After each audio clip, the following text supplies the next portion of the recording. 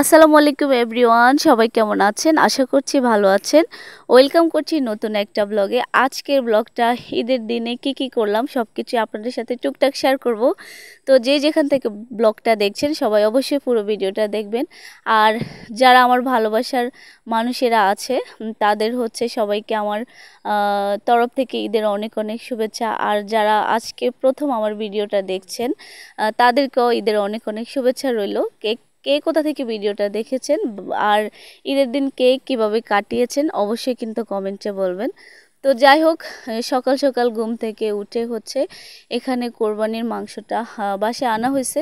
তো এখানে সুন্দরভাবে মাংসটা মাখাই নিছে সব মশলা দিয়ে। এখন হচ্ছে রান্না করার জন্য বসিয়ে দিছে চুলায়। আর গাইস, আজকে আমাদের কোরবানির মাংসটা কিন্তু মাটির চুলায় রান্না করা হবে। আর মাটির চুলায় রান্না খেতেও কিন্তু অসাধারণ। আমি কিন্তু অনেক বছর পরে মাটির চুলায় রান্না খাবো। তো যাই হোক, এখানে হচ্ছে মাংসটা মাখানোর সময় পেঁয়াজ দিতে ভুলে গেছিলো, তাই হচ্ছে পরে পেঁয়াজটা অ্যাড করে দিছে। তো যাই হোক, এদিকে হচ্ছে এখন মাংসটা আস্তে আস্তে হবে, তাই হচ্ছে অন্যদিকে আমি ঘরে চলে আসছি। এখানে এসে হচ্ছে কিছু খেতে ইচ্ছে করতেছিল, এখন কি খাবো। তো এদিকে হচ্ছে আমার আম্মা ফলগুলো ঢেলে বলে এখান থেকে খাওয়ার জন্য। তো যাই হোক, খাবো।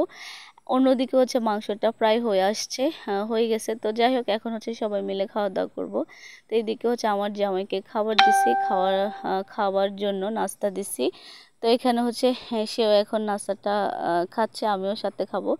তো বেসিক্যালি আমি কিন্তু ঈদের দিন কোথাও যাই না। আজকে হচ্ছে আমি ঈদের দিন একটু বাইরে যাব, আই মিন একটা দাওয়াতে যাব। তো তাই হচ্ছে তাড়াহুড়ো করে সব কিছু করা। আর এই যে খাওয়া দাওয়া শেষ করে হচ্ছে বেরিয়ে গেছে অলরেডি। আর গাইস, গ্রামের ওয়েদারটা কিন্তু অসম্ভব সুন্দর। আর গ্রামের পরিবেশটা আসলে কিন্তু অন্যরকম, খুবই শান্তি লাগে, ভালো লাগে। তো এই যে আমি হচ্ছে একটু ভিডিও ক্লিপ নিতে নিতে যাচ্ছিলাম। আর এখানের ভিউটা জাস্ট অসাধারণ ছিল, সত্যি আমার ভালো লেগেছে। তো যাই হোক, চলে আসলাম। তো কার বাসায় আসছি আপনাদের সাথে একটু বলি। এটা হচ্ছে আমার ছোট ভাইয়ের শ্বশুর বাড়ি। তো সে নতুন বিয়ে করছে। তো তার এজটা কিন্তু অনেক কম। তো এই যে সে, আমি ভিডিও নিতেছি, সে হচ্ছে আমাকে দেখে ঘুরে গেছে ক্যামেরার থেকে। তো যাই হোক, সে খুব অল্প বয়সে বিয়ে করছে। তো বিয়েটা করছে সেটার অন্য একটা কাহিনী আছে, অন্য সময় কোনো এক সময় বলবো, আজকে নাই বলি। তো যাই হোক, এখন হচ্ছে সবাই খাওয়া দাওয়া করা শুরু করে দিছে। এদিকে আমি সামিনকে খাওয়াই দিচ্ছিলাম।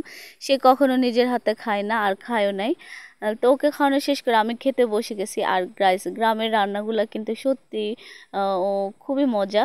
তো আলহামদুলিল্লাহ সব কিছু মিলিয়ে ছিল। তো কে কোথা থেকে ব্লগটা দেখেছেন সবাই কিন্তু অবশ্যই কমেন্ট করবেন। ভালো থাকবেন, আল্লাহ হাফিজ।